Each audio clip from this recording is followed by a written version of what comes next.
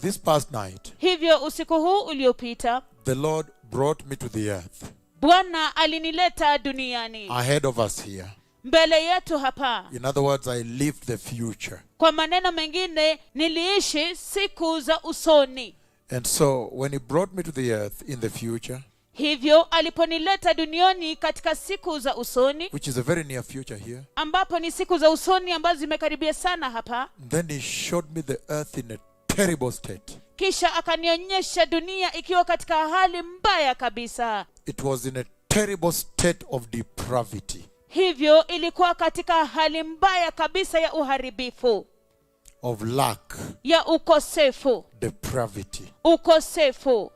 And so, when it takes me around in there, hivyo anaponipeleka kote kote mle ndani, I see homes. Ninaona maboma. People's houses. Nyumba za watu. And I see the watchmen of their houses also outside there. Na ninaona wale walinda lango wa maboma pia kule nje. And I saw they were lying. For example, he brings me to a few homes, and most of the homes, the watchman was lying out at the door like this, sleeping there, lying and almost asleep but not asleep. Na niliona ya kwamba walikuwa wamelala, wale walinda lango walikuwa wamelala nje ya maboma namna hii. And the people inside the houses also were in their houses. Watu ambao walikuwa ndani ya nyumba pia walikuwa ndani ya nyumba. And so the Lord makes me engage with the watchman. Hivyo Bwana akanisababisha nikaweze kuwasiliana na yule mlinda lango. Wale walinda lango.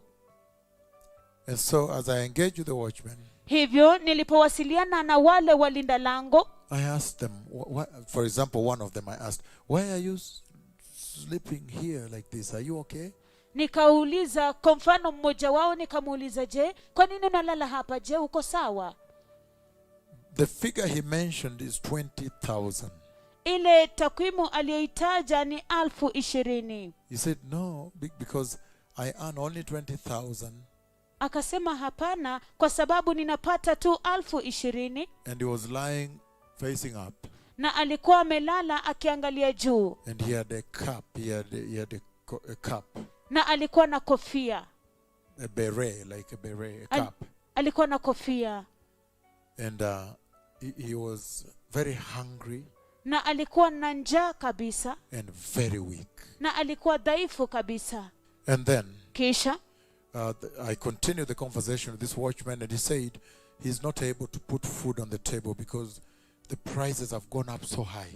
Kisha nikaendelea na mazungumzo na huyu mlinda lango, na akaniambia kwamba hata hawezi kujimudu chakula kwa sababu gharama ya chakula imeenda juu sana. That's why he was very weak.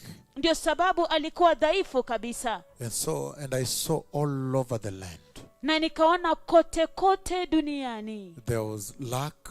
Kulikuwepo na ukosefu. On the whole earth. Katika dunia yote mzima. People were lacking food. Watu walikuwa wanakosa chakula. And they were earning but they cannot make ends meet. Walikuwa wanapata ujira lakini hawangeweza kupata chakula. And there was lack. Na kulikuwepo na ukosefu. And there was no water. Na hakukuwepo na maji. And then the prices of food were very high. That's why this gentleman could not do anything. Na gharama za chakula zilikuwa juu sana, ndio sababu huyo mwanaume hangefanya chochote. But at the road, so the road itself, as you follow the road, there were some stones that have been put. I don't know why. I think there were stones put barricading. Stones were the barricading stones to block the road. And then I saw some people. There were demonstrations also. Na nikaona ya kwamba katika demonstrations by the people. Nikaona ya kwamba katika barabara pale kulikuwepo na mawe ambayo yalikuwa yamewekwa, mawe ya vizuizi. Stones to block. Mawe ya kuzuia. So vehicles cannot go through. Hivyo magari hayawezi kupita. And so I could see their police officers also. Pia ningeliweza kuwaona askari. And then on this other side, I saw a group of women that were talking that they're not able to feed their children. Things are very bad. People are dying. Na upande huu pia nikawaona kikundi cha wanawake ambao walikuwa wanazungumza, walikuwa nasema ya kwamba hawawezi kuwalisha watoto wao, watu wanakufa, mambo ni mabaya. And so it was really terrible. Hivyo ilikuwa mbaya kabisa. So when I woke up, nilipoamka, then I realized nikagundua that the Lord has spoken in a very, very tremendous way, ya kwamba Bwana amezungumza katika njia ya kutisha kabisa, in a very shocking manner. katika njia ya kustaajabisha kabisa. Essentially, the Lord was talking about the famine that is coming. Hivyo Bwana alikuwa anazungumzia kuhusiana na njaa inayokuja. There is a global famine that is coming to the earth. That is what the Lord has spoken. Kuna njaa ya ulimwengu wote mzima ambayo inakuja duniani. Hicho ndicho Bwana amezungumza.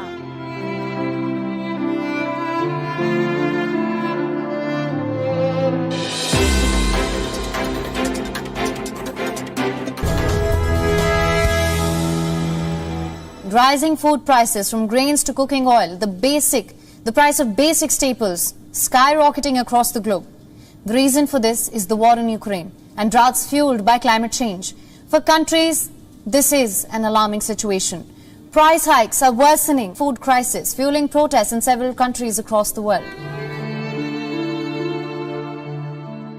There is a global famine that is coming to the earth. There were demonstrations also.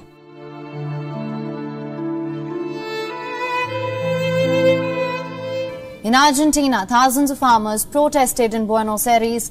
Things got so bad that people took to the streets. They demanded jobs, security, and a basic living wage. Protesters gathering outside food-producing factories to demonstrate against constantly rising prices in Argentina. A monthly average inflation rate of around 5% is making it difficult for people in the country to get by. Social tension is on the rise. This week, dozens of truck drivers blocked the roads to protest against diesel shortages across the country. One driver was killed when hit by a stone as he tried to defy the protesters and break through a roadblock. Argentina's economy minister resigned unexpectedly Saturday, dealing a fresh blow to the government of President Alberto Fernandez as the country struggles with economic problems. Inflation is running at an annual rate of more than 60%, and economists expect the rate to keep worsening. For days, chaos in Peru. Roadblocks on fire as protesters throw rocks and sticks at police. Authorities shooting tear gas into crowds as they march towards the legislative palace in Lima. The growing tension as President Pedro Castillo imposed a curfew Tuesday to quell recent anti-government protests over rising gas and food prices. The government confirming at least 4 people have died, 3 of them over the weekend in the city of Huancayo, inland where protests began. The rising cost of living is affecting many Peruvians. Rocketing fuel prices have directly impacted the basic food basket. He's raising the price of sugar, flour. When has it been like this? Our children are hungry. There is no work and we want a solution.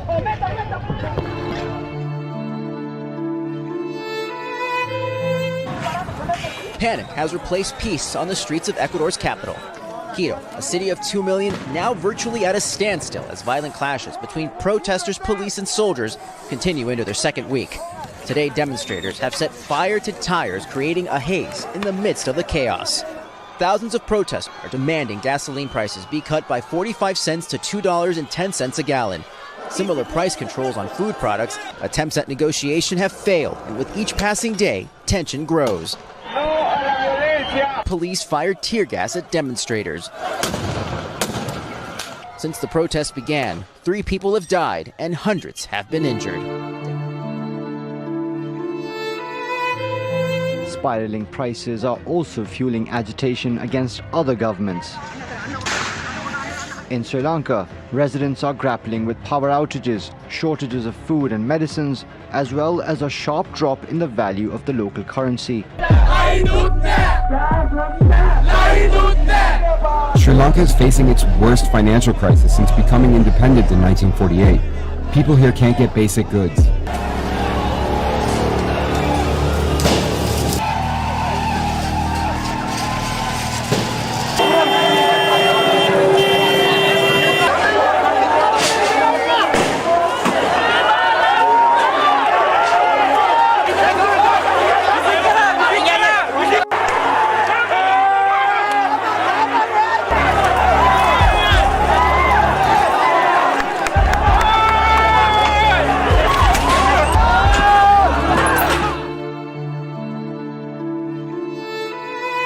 We begin with a developing story. Protesters have reportedly stormed and set fire to government offices in Kazakhstan's largest city, Almaty.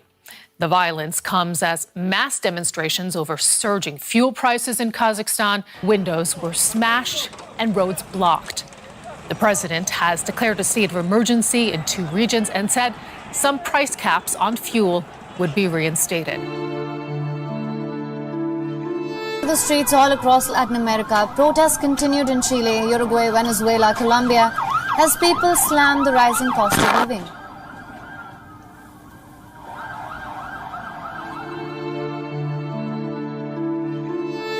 In Greece, thousands took to the streets, their complaints same: a surge in energy and food prices. Greece's annual consumer inflation accelerated to 8.9% in March, hitting its highest level in over 27 years.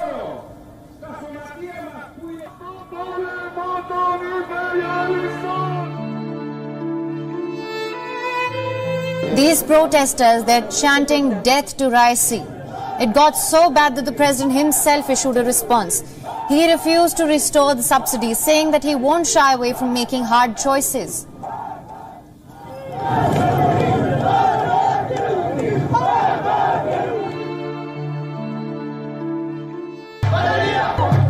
In Sudan, protests escalated into violence. A protester was shot and killed in the Sudanese city of Madani as demonstrators marched across the country to protest a military coup.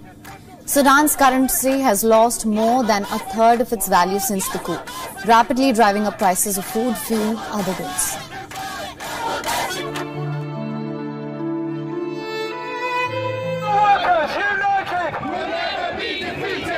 Not deterred by an overcast London, thousands of people travelled across the country to be here, protesting against the inaction they see in tackling the cost of living crisis. Crowds dotted with placards warning of soaring inflation and a squeeze on earnings. They marched down Whitehall with a brief pause outside Downing Street. Last month's package of support announced for the Chancellor, estimated £21 billion, in this crowd at odds with stagnant wages for public sector workers. I'm a nurse in the health service. Colleagues are leaving because they can't afford to work. Their bills are going up, they're having to pay for parking in hospitals again, and our pay is just not enough. We had a real feeling that after the pandemic things were going to get better, that we were going to be recognised, we were going to get paid properly, and it's just really taken the soul out of everyone that actually that's not going to happen, and we're going to get told yet again pay rises for others but not for public sector workers. That discontent may linger. 3 24-hour nationwide train strikes start Tuesday and will disrupt travel, Network Rail says, for the entire week. But the cost to bring wages in line with inflation, economists predict a figure north of £20 billion. Binmen and bus drivers are already striking. Criminal barristers and postal workers are set to vote on action. Clashes feel palpable, but not yet inevitable.